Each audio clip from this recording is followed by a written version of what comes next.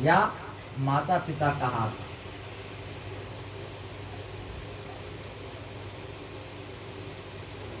राम जी को पूरी दुनिया जानती है और राम जी इसलिए महान हुए क्योंकि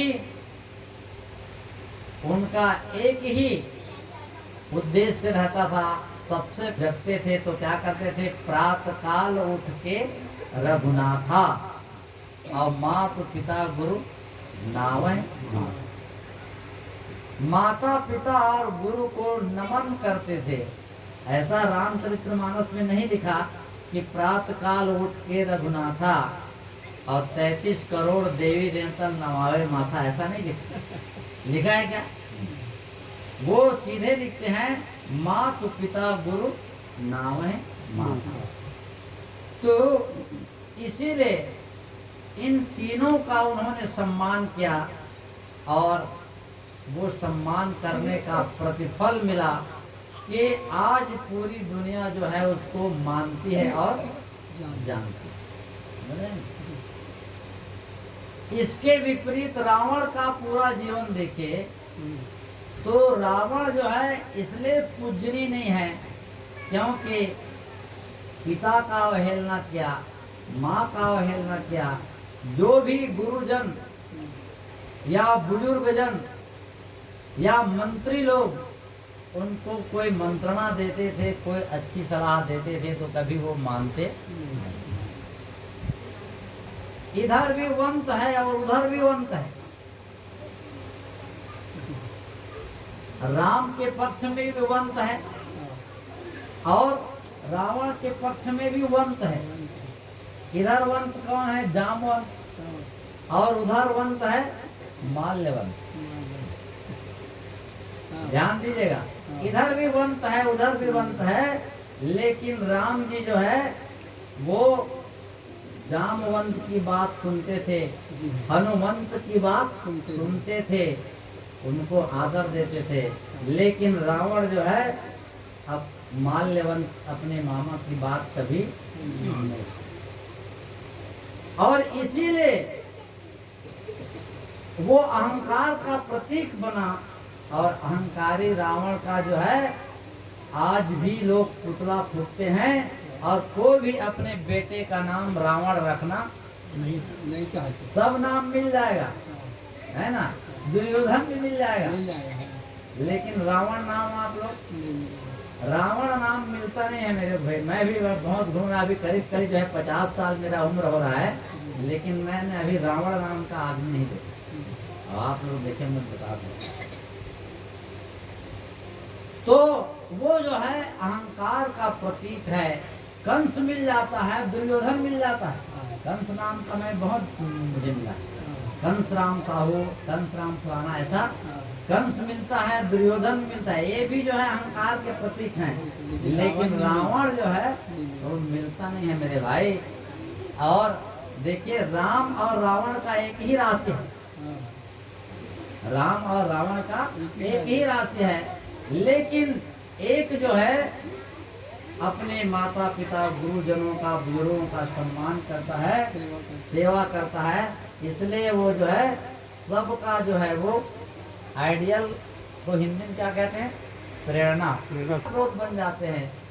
और एक जो है अहंकारी है, इसलिए जो है पूरी दुनिया उसको जो है ना, उसका पाते हैं और तू करते है।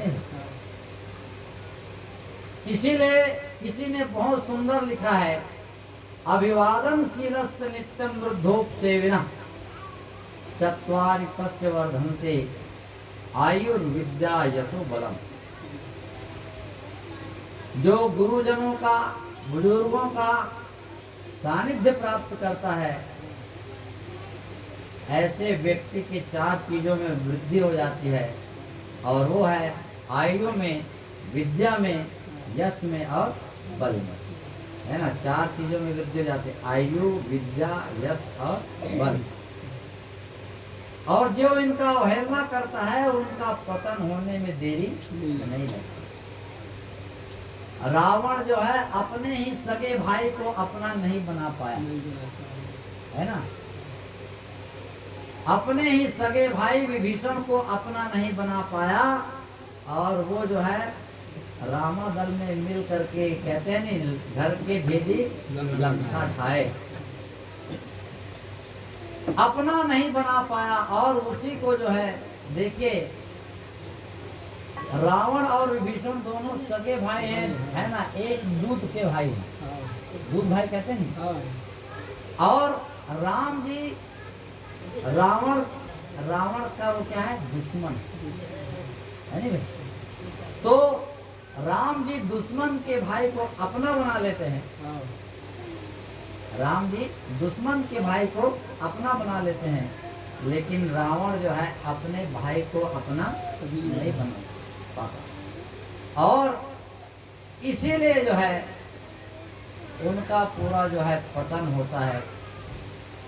सोने का लंका है, सारी सुविधाएं हैं, सब सुख सुविधा है, लेकिन वहां पर जो है उस सोने के लंका का क्या हो जाता है, डंका से डंका बजता है और विनाश हो जाता है।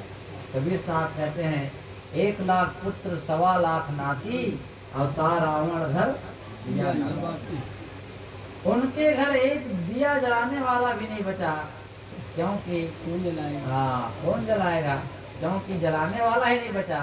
तो प्यारे बंधुओं, ये अहंकार जो है आदमी को जो है पतन करता होता है, घातक चीज होता है। इसलिए ऐसे ही दुर्योधन जो है, जब भगवान जो है, भगवान कृष्ण शांति दूत बन करके जाते हैं, तो वो कह देता है कि मैं सुई के नोक के बराबर भी आपको जो है, इन 5 गाँव तो बहुत दूर की बात है, सुई के नोक का जो अग्रभाग होता है उसका भी दे दे, उसके इतना भी जमीन मैं देना नहीं चाहता, नहीं दूंगा। और बहुत बड़ा युद्ध हुआ, जिसको आप लोग महाभारत का युद्ध कहते हैं। आज प्यारे बंधुओं, वो इतिहास बन गया है। और ये जो है, ये महाभारत घर घर में है ना, आज भी युद्ध चल रहा है, छोटे से जमीन के लिए और छोटी छोटी चीजों के लिए हम अपने रिश्ते को भूल जाते हैं। हमारे देश में 2 महाकाव्य हैं, एक रामायण है और एक महाभारत है। रामायण जो है भाई भाई में प्रेम की कथा है, और महाभारत जो है वो भाई भाई में द्रोह की कथा है ना। ये दोनों से हमें ये शिक्षा मिलती है कि कैसे हमें भाई से प्रेम करते हैं तो कैसा हमारा इतिहास बन जाता है, और भाई से विद्रोह करते हैं तो भी कैसा इतिहास बन जाता है।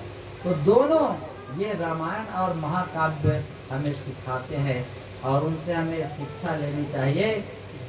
और मैं तो ये कहूँगा कि जब भी आप लोगों के किसी के जीवन में ऐसा मौका आता है, अगर ऐसा मौका आता है, तो आप जो है उस समय ये जमीन के टुकड़े को, है ना, आप महत्व मत देना, आप अपने रिश्ते को महत्व देना। जिस दिन आप रिश्ते को महत्व दोगे तो रामायण बन जाएगा, और जिस दिन आप जमीन के टुकड़े को महत्व देने लगोगे तो महाभारत बन।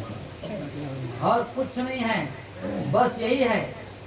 और होता यही है कि हम लोग जो है उस समय सारा रिश्ता नाता भूल करके हम किसको महत्व देने लगते हैं, हाँ, जमीन के टुकड़े को महत्व देने लगते हैं। और इसीलिए घर जो है वो आबाद होने की जगह क्या हो जाता है। तो देखिए, इसका मैं एक उदाहरण आपको देता हूँ, कैसे जो है वो होता है।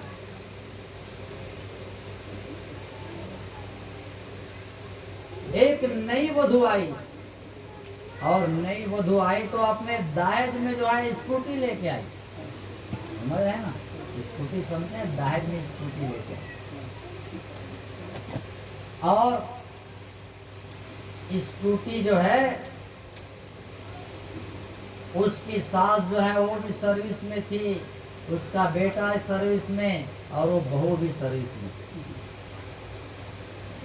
उसकी सास जो है पास के गांव में पढ़ाने जाती थी, एक दिन उसका लूना खराब हो गया। लूना में जाने से पहले लूना होता था ना, तो उसको लगा कि भाई बहू मेरी है, बहू में मेरा अधिकार है, तो उसकी स्कूटी में भी तो मेरा अधिकार है।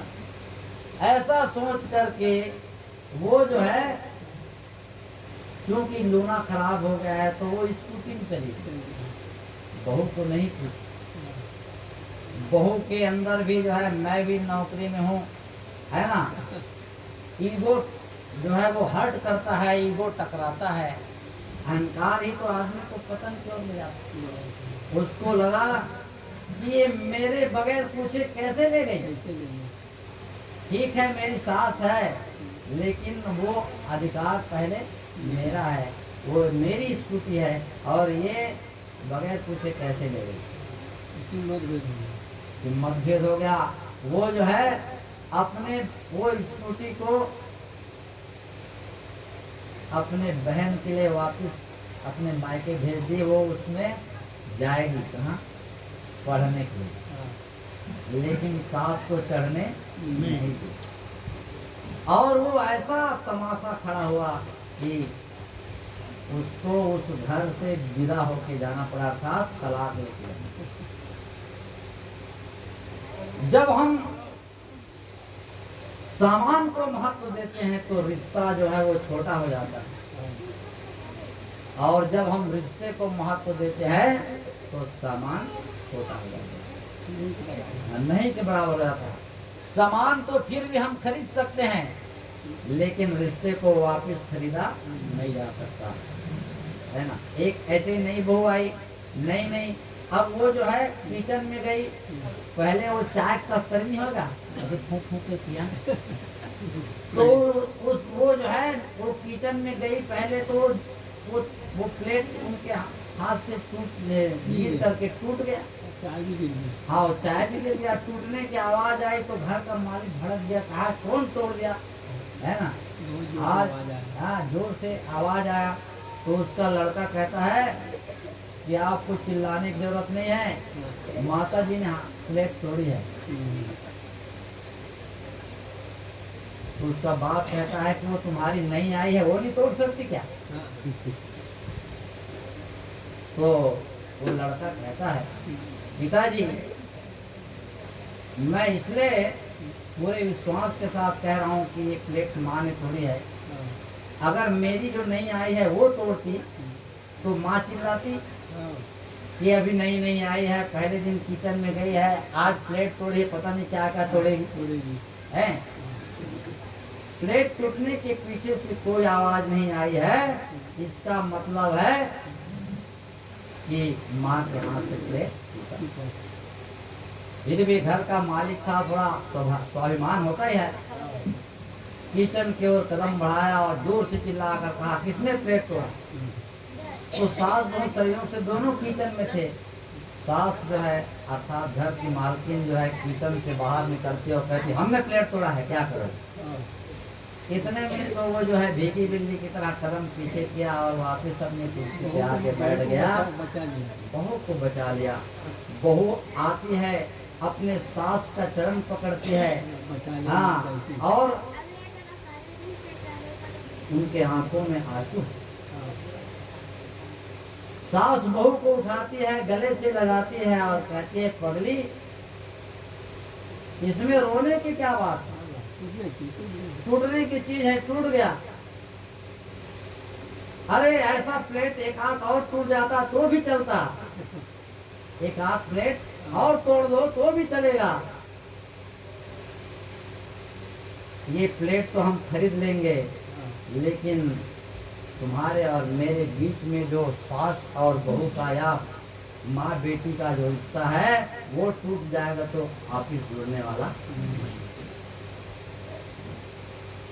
इसीलिए रहीमन कवि लिखते हैं, रहीमन धागा प्रेम का मत तोड़ो चटकाए, और टूटे तो जुड़े नहीं और जुड़े तो गांठ पड़ जाए। वो बहू जो है कहती है कि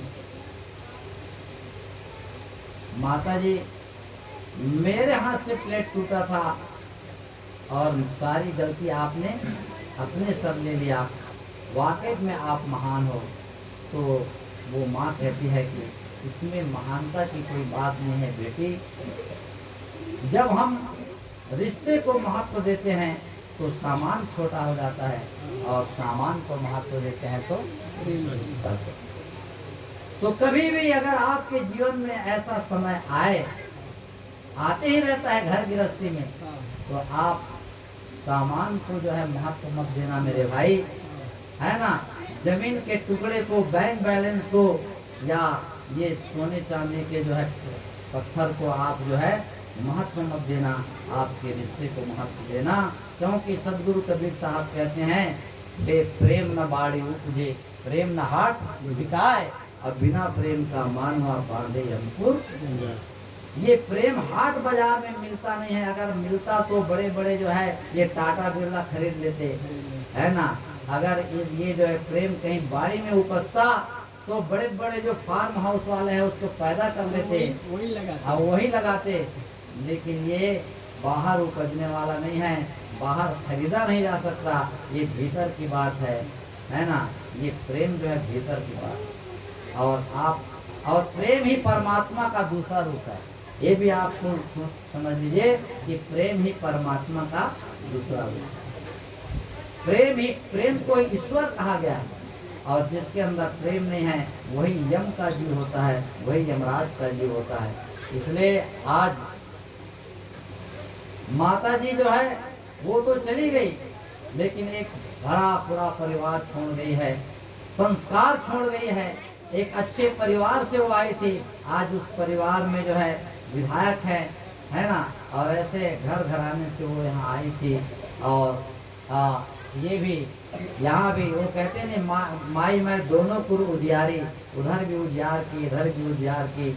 आज जो है भूषण, क्या नाम, भूषण ना, भूषण जी और भी इनके भाई हैं, महेश वगैरह भी हैं, महेश है, राजेश, गौरव, ये ऐसे ऐसे उन्होंने सुपुत्रों को इस दुनिया में उलाई और संस्कार दी। संस्कार ही सबसे बड़ा धन होता है। ये धन तो छूटने वाला है, वो खुद छोड़ गई तो आप कहाँ लेके जाएंगे? अरे वो खुद छोड़ गई तो हम कहाँ लेके जाएंगे? इसलिए प्यारे बंधुओं, ये हमेशा याद रखना कि भाई भाई में प्रेम हो, पिता पुत्र में प्रेम हो, सास बहू में प्रेम हो, गुरु शिष्य में प्रेम हो। और प्रेम जो है हमारे गुरुजनों ने हमें पढ़ाया है, ये असली धन है।